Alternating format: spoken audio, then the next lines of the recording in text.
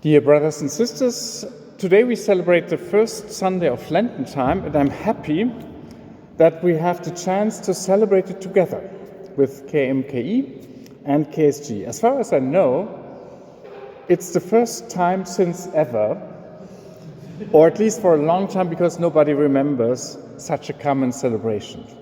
And I'm also very happy that for this wonderful music we already had, and some of this music also really done together.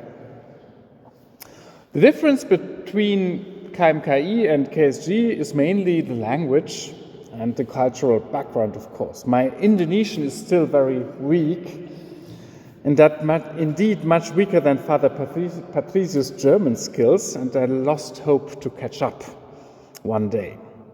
I've been once to Indonesia, in Java and Bali, and I remember how fascinating this beautiful country was for me, especially because which I didn't realize before, is the biggest Muslim country in the world.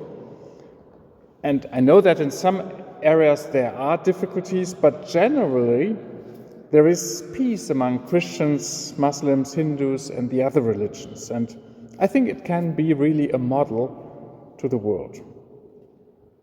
The members of KSG are not only from Germany, as many people could imagine, but there's a huge number of students from countries from all over the world. Latin America, Asia, sometimes people from Africa, and of course from other countries in Europe.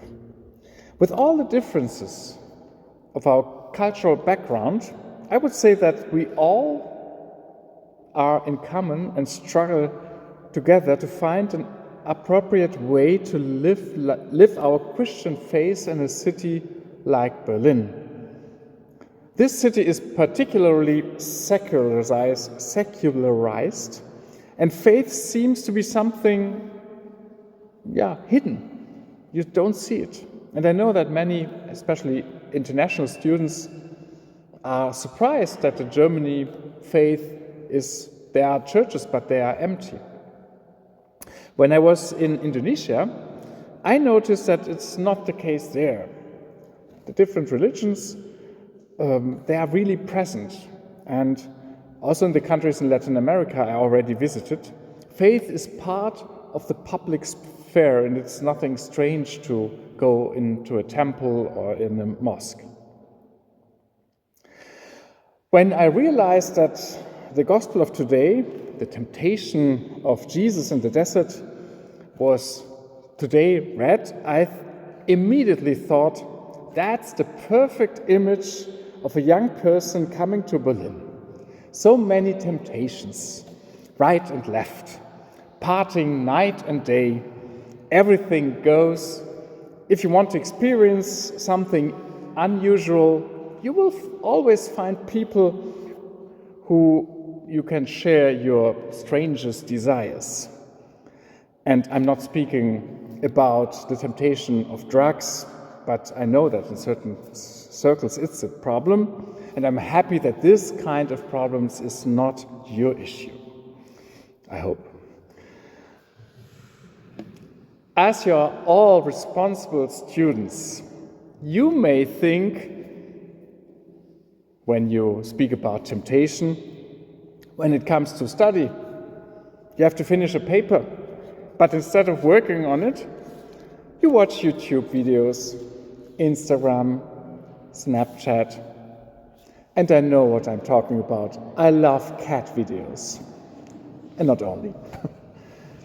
Or friends propose to go out and you accept happily instead of finishing your work. Or you are asked to do something for KSG or KMKI, and instead of studying, you say, oh yes, I will do it. It's difficult to say no sometimes. It's always hard to say no. And it's always easy to find good reasons also to do things you should not do.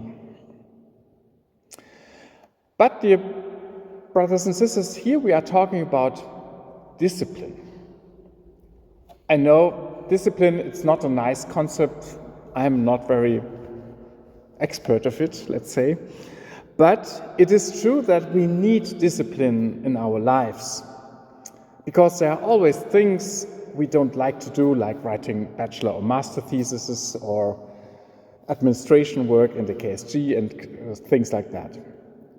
The problem is when we limit our concept of temptation on questions of discipline, if we mix up the concept of discipline and self-control with experience sometimes in our lives with the issue we are talking about in our gospel today, then we are on the wrong way. When Jesus was tempted by the devil, he did not just make an effort to say no. It goes much deeper. And that's very important to us. Jesus was not a moral hero, not somebody who just had the strength that so many students and young people in the city of sin like Berlin are missing. In the Gospel of the Temptation and the Desert, we can see how deep Jesus was rooted in God's love, which gave him the strength to keep being united with God. But because Jesus was not only God's Son, but really a human being, we heard he was hungry after fasting for 40 days. He experienced also our temptations. But if these temptations are not a matter of self-control or discipline, what's the matter? I would say we can learn from this gospel today two main problems we face in our spiritual life. And it depends a little bit from our character we have or our personality. One temptation is the hubris, it's a Greek word, which is a kind of overestimation of one's own capabilities. Being human means to acknowledge that we are created by God, that we need to accept that we are weak, that we have limits. Already the ancient Greeks defined hubris as a temptation to be like God, to consider yourself being your own God. Maybe you are thinking now of people who are very self-confident or even arrogant. It can be, but not only. There are also people who are not at all arrogant, but they are unable to accept their own limits and not capable to trust in something bigger than themselves.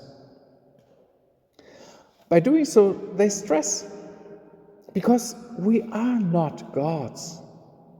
They overcharge themselves, and we need to accept our bonds which we have with other human beings and ultimately to our Creator, to God.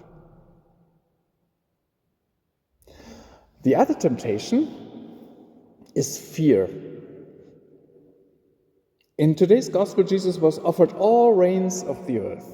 And sometimes we also think that we should take all possible opportunities by fear to miss out something. In Germany we say, zu kurz kommen.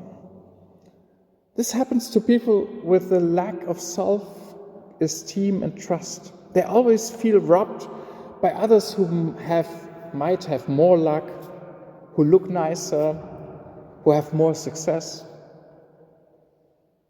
In the bottom of our hearts is the fear not being loved, which leads us to grab whatever we can to reassure our value. But you see, all this doesn't make us happy. It leads to a kind of alienation. We are not ourselves anymore, but slaves of what we would like to be, or even worse, what others would like us to be. What does it mean for the beginning of Lenten time? I think we are all invited to consider our temptations, not only if we are eating chocolate or not, or studying 12 hours per day or not. We must consider where in our hearts we put our trust in things which are leading us away from ourselves and away from God. The external things we do, like not drinking alcohol or not eating chocolate, are not meant to show how disciplined and how good we are, but to rediscover what we really need in our lives, where our fears lead us to be not ourselves and not to be rooted in God. Where do I put my trust? Where does fear prevent me to be myself?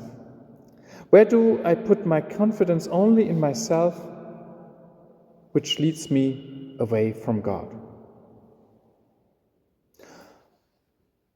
If you enter in this kind of process and you know it, it's not easy. It's sometimes hurting also to realize that we are maybe a little bit away from our way. That's why Lenten time has a penitential character. But to rediscover that we are sons and daughters of God fills us with joy. And that's why we heard on Ash Wednesday, when you fast, do not look gloomily like the hypocrites. They neglect their appearance so that they may appear to others to be fasting. But when you fast, anoint your head and wash your face, so that you may not appear to be fasting, except your Father who is hidden. And your Father who sees what is hidden will repay you.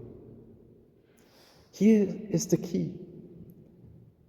It's this loving bond which has to be set free, which has to be rediscovered, which has to be reinforced. And rediscover God's love for us, which is something which changes our lives. And that's the essence of Lenten time. This love, which we are invited to rediscover, will be revealed on Easter. And we will celebrate it on Easter, full of joy. Amen.